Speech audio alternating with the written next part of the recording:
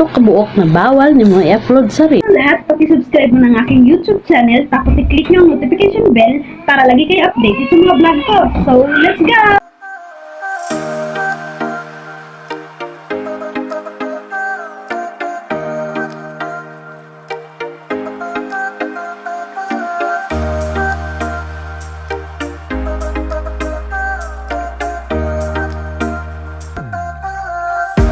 Ay mga makahalaga, so for today's video na ako i-share ninyo.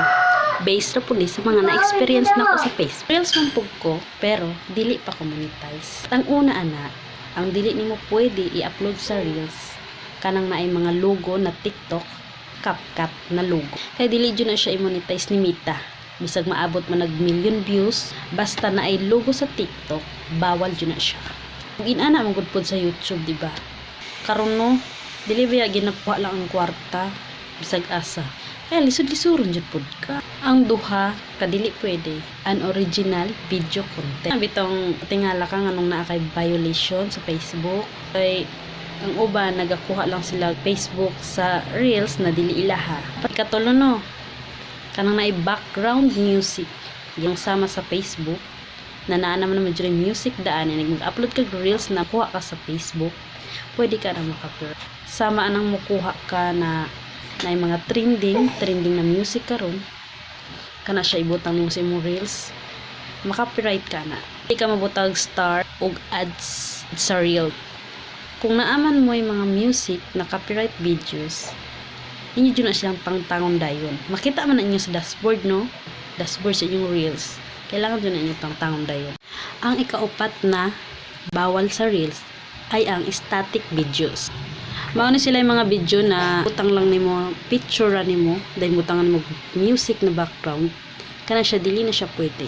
Music background, dahil butangan na nimo text up o out, kay agi anang videohan na imong gi pang-upload. Kalima na bawal sa Facebook Reels ay ang slideshow of image.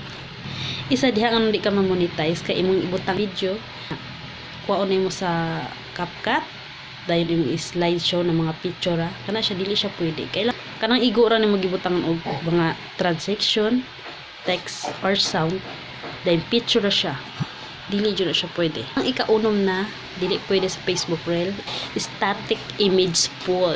Yes, kana sample kanang butangan nimo og me in or engage mo or panooran ninyo dahil himuon yung video para mo dagan ang yung engagement. Ingon mo kanang kana kay bawal jud na kay Meta, miingon na siya fake ang imong account ug magkaroon po og violation ug districts sa imong Facebook account.